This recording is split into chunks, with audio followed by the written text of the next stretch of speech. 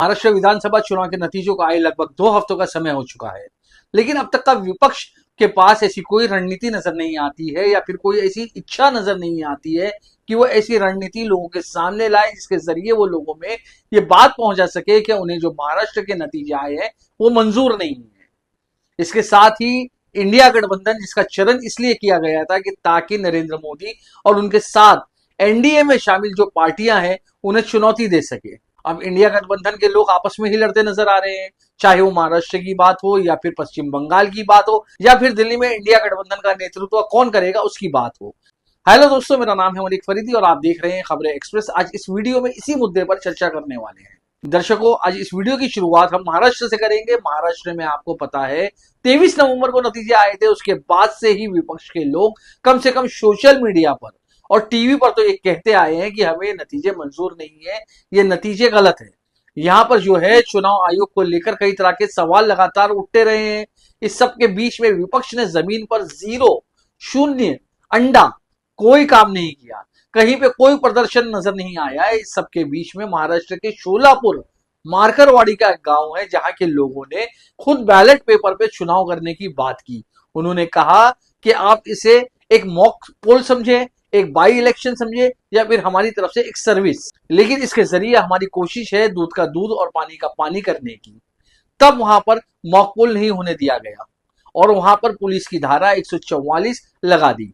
ये सारी चीजें होने के बाद एक बार फिर से जहां पर ईवीएम को लेकर, चुनाव आयोग को लेकर या महाराष्ट्र के नतीजों को लेकर सवाल उठाए जा रहे हैं, तो वहीं अब भी विपक्ष के पास इसके जवाब में कोई भी रणनीति मौजूद नजर नहीं आ रही है। अब पता है आपको कि क्या हो रहा है? अब हो ये रहा है कि अब जब एक एक जितने भी विधायक चुनकर आए वो शपथ ले रहे हैं। महाविकास आघाड़ी के नेताओं की रणनीति ये थी कि वो आज शपथ नहीं लेंगे, 24 घंटे तक वो शपथ नहीं लेंगे इसके विरोध में, लेकिन कल जाकर फिर से शपथ लेने वाले। आखिर इससे क्या हो जाएगा? इसके साथ ही साथ अब ये पता चला है कि एनसीपी प्रमुख शरद पवार उसी मारकरवाड़ी गांव में जाने वाले हैं जहां के लोगों ने बैलेट पेपर पर एक मॉक पोल करने की कोशिश की थी और यह भी कहा जा रहा है कि भविष्य में राहुल गांधी भी वहां पर जाएंगे।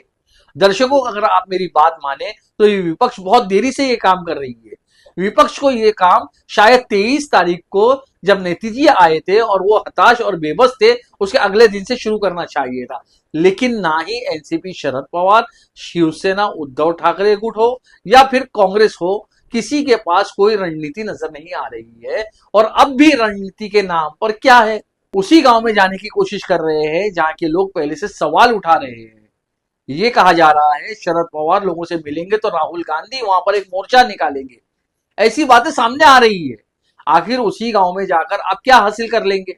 आपने महाराष्ट्र के अलग अलग जगहों पर अब तक मारकरवाड़ी में जो हुआ था उसी तरह का प्रयोग करने की कोशिश कम से कम विपक्ष को करनी चाहिए थी, लेकिन विपक्ष ऐसा कुछ भी करता हुआ नजर नहीं आ रही है। विपक्ष अब केवल ट्विटर पर, फेसबुक पर, सोशल मीडिया पर, टीवी पर बाइट देती है, बयान देती है, ट्वीट करती है, इंस्टाग्राम पर कोई स्टोरी डाल देती है। बाबा साहेब अंबेडकर की तस्वीर उन्होंने 6 दिसंबर को हर जगह पर चलाई, उसके आगे जाके कुछ नहीं कर रहे हैं। इसे आप क्या करना चाहते हैं? इससे जरिए आपकी रणनीति क्या है? ये बहुत बड़ा सवाल है। मेरा ना ही कोई कांग्रेस से लेना देना है, शिवसेना यूबीटी से कोई लेना देना है, ना ही एनसीपी शरद पवार गुट से लेना देना है।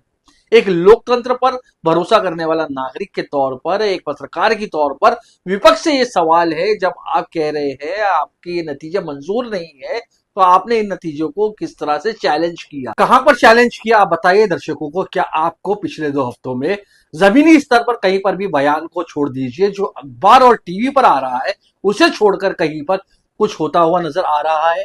अगर नहीं आ रहा है तो ये जो पार्टियां अपने आप को कैंडल वेस्ट पार्टियां कहती है वो कर क्या रही है? क्या आप अदालत गए? क्या आपने चुनाव आयोग के खिलाफ आवाज उठाई? क्या आप जमीनी स्तर पर कहीं पर जाकर कहीं आंदोलन कर रहे हैं? हर चीज का जवाब मिलेगा नहीं। अब राहुल गांधी फिर उसी मारकरवाड़ी जाकर मोर्चा निकालने की बात कर रहे हैं, उससे राहुल गांधी भी क्या हासिल करेंगे? आपने क्या कहीं पर साबित करने की कोशिश की क्या आपके साथ गलत हुआ? केवल दिल्ली में बैठकर एक प्रेस कॉन्फ्रेंस करना, मुंबई में बैठकर 2-4 टीवी चैनल से बात करना, इसके आगे क्या? विपक्ष के पास कोई रणनीति है? तो इन सभी का आपको एक ही जवाब मिलेगा, नहीं। और अगर अभी आप आ भी रहे हैं तो इसमें देरी नहीं हुई है। आप अभी 2 हफ्ते बाद जा रहे हैं जमीनी स्तर पर, तो आपका मोमेंटम खत्म हो गया ना। आपका मोमेंटम 23 तारीख के बाद 24 तारीख से जब इस लेकर लगातार सवाल उठाए जा रहे थे देश भर में, महाराष्ट्र भर में, तब आपके पास कोई रणनीति क्यों नहीं थी? ये हम ऐसे समय में कह रहे हैं जब घंटे घंटे में जो खबरें हैं, ट्रेंड्स जो है वो बदल जाती है, और 2 हफ्ते तक आपके पास कोई रणनीति नहीं नजर आ रही थी। योगेंद्र यादव जो कभी ईवीएम को लेकर कहते कि ईवीएम में कोई गड़बड़ी नहीं हो सकती है, वो भी अब इंडियन एक्सप्रेस के जरिए कह रहे हैं कि इस तरह के नतीजे कई सवाल उठाते हैं। इसके आगे बढ़कर आपने क्या किया? कार्तिक चिदम्बरम तो आकर कह चुके हैं कि ईवीएम में कोई गड़बड़ी नहीं हो सकती है। तो जब आप आपस में ही एक साथ एक स्टेज पर लोगों को नहीं ला पा रहे हैं, तो आपके पास रणनीति मौजूद नहीं है। उसका खामियाजा हमारे जैसे लोकतंत्र पर भरोसा करने वाले लोगों को और नागरिक को भुगतना पड़ रहा है। ये बात दर्शकों आप समझिए। और जो मैं बात करता हूं कि इनके एक दूसरे के साथ कोई भी ये सोच विचार नहीं रख पा रहे हैं, इसका असर इंडिया गठबंधन को देखने मिल रहा है। दर्शकों, जब मैं इस वीडियो को शूट कर रहा हूं, और शायद आप जिस दिन इस वीडियो को देखेंगे वो है 10 दिसंबर। 6 दिसंबर को महापरिनिर्वाण दिवस था, लेकिन 6 दिसंबर को बाबरी मस्जिद ढाई गई थी, और उसे लेकर अभी भी 6 दिसंबर को याद किया जाता है।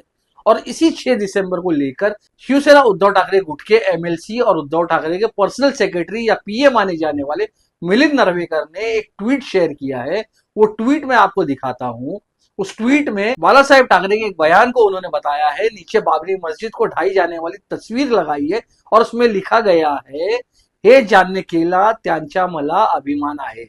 मतलब ये जिस किसी ने भी किया है, यानी ये मस्जिद को जिस किसी ने भी ढाया है, उसका मुझे अभिमान है। अब ये बाला साहेब ठाकरे ने 90s में कहा होगा, लेकिन मिलिंद नार्वेकर जानते हैं कि अब माहौल बदल चुका है। अब शिवसेना यूबीटी महाविकास आघाड़ी सहित इंडिया गठबंधन का एक हिस्सा है, जहां पर वो बात करते हैं हमारा हिंदुत्व भारतीय जनता पार्टी के हिंदुत्व से अलग है। ऐसे में जब ऐसी ट्वीट शेयर की जाती है, तो आपको बाइकल्ला में, जहां पर अधिकांश मुसलमान लोग हैं जिन्होंने आपके विधायक को वहां पर चुनकर दिया है, आप उनके सामने किस चेहरे को लेकर जा रहे हैं?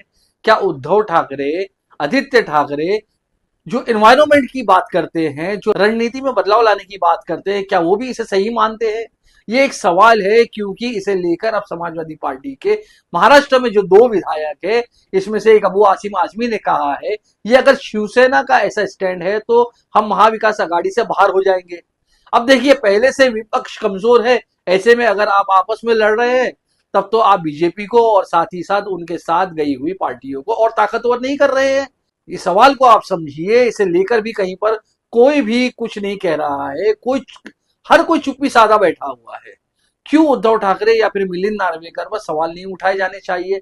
मैं तो उद्धव ठाकरे को भी इस वीडियो के जरिए कहना चाहूंगा कि आप अपने आसपास मौजूद कई लोगों पर गौर करिए। वो कौन है? वो आपके साथ या आपके खिलाफ है, या आपके साथ रहकर भारतीय जनता पार्टी का फायदा करते हैं? ट्विटर के जरिए इस पर भी आपको ध्यान देने की जरूरत है। इन्हीं लोगों की वजह से कहीं ना कहीं पार्टी में जो अभी हालात है वो आगे बिगड़ते जा रहे हैं। ये as a third person, as a outsider हमने देखा है, तो कम से कम सलाह आपको दे रहे हैं। आगे आपकी रणनीति है, आपकी पार्टी है, लेकिन दर्शकों ये केवल महाराष्ट्र तक सीमित नहीं है। ममता बनर्जी भी राहुल गांधी को लेकर सवाल उठा रही है। उनका कहना है इंडिया गठबंधन में जो आगे जो लीड है वो ममता बनर्जी को करनी चाहिए। और कहीं ना कहीं ऐसा कहा जा रहा है, अखिलेश यादव सहित कई ऐसे लोग हैं जो उसका समर्थन भी करते हैं। आप देखिए, इंडिया गठबंधन मैंने बता दिया विचारधारा की तौर पर ये कहां पर है। ममता बनर्जी तीसरी सबसे बड़ी पार्टी है इंडिया गठबंधन में। वो कांग्रेस के साथ मिलकर चुनाव नहीं लड़ती है, वो नाराज चल रही है ममता बनर्जी। राहुल गांधी पे सवाल उठते हैं, महाराष्ट्र में हिंदुत्व की बात, और अब तो बाबरी मस्जिद की बात उद्धव ठाकरे कर रहे हैं।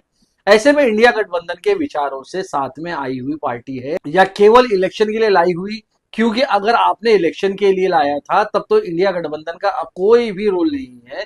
इंडिया गठबंधन खत्म हो चुका है, तो वो आप इसे डिक्लेयर कीजिए। और अगर ऐसा नहीं है, तो इंडिया गठबंधन लोकसभा चुनाव के बाद कहां पर क्या रणनीति की है, आप मुझे बताइए। इसी ईवीएम महाराष्ट्र को लेकर इंडिया गठबंधन की क्या रणनीति है? जब अखिलेश यादव ने लोकसभा चुनाव जीतने के बाद कहा था 80 में से 80 सीट भी मैं जीत जाऊं, तब भी मैं ईवीएम पर सवाल उठाऊंगा। इसके बाद इंडिया गठबंधन ने इससे लेकर क्या किया? हरियाणा में चुनाव हारने के बाद इंडिया गठबंधन ने क्या किया? महाराष्ट्र में चुनाव हारने के बाद इंडिया गठबंधन ने क्या किया, और अभी आपके पास बेहतरीन सोल्यूशन है उसी गांव में जाना जो कि सवाल उठा रहे हैं, आपके बिना सवाल उठा रहे हैं। उसी गांव में जाकर आप उन्हीं लोगों से बात करेंगे तो इससे कोई हल नहीं निकलेगा। राज्य के लेवल पर, नेशनल लेवल पर केवल खाड़गे जी का एक बयान देने से कुछ नहीं बदल जाता, केवल बयान दिया जा रहा, केवल ट्विटर पर बातचीत कर रहे हैं। और इसलिए मुझे लगा ये सच्चाई लोगों को बताने की जरूरत है कि क्या अगर बीजेपी और उनके सहयोगी मजबूत हो रहे हैं तो उसमें विपक्ष का भी बहुत बड़ा हाथ है। विपक्ष अपने कैडर को साथ नहीं रख पाए, विपक्ष का जमीनी लेवल पर कहीं पर भी कोई कंट्रीब्यूशन नजर नहीं आ रहा है।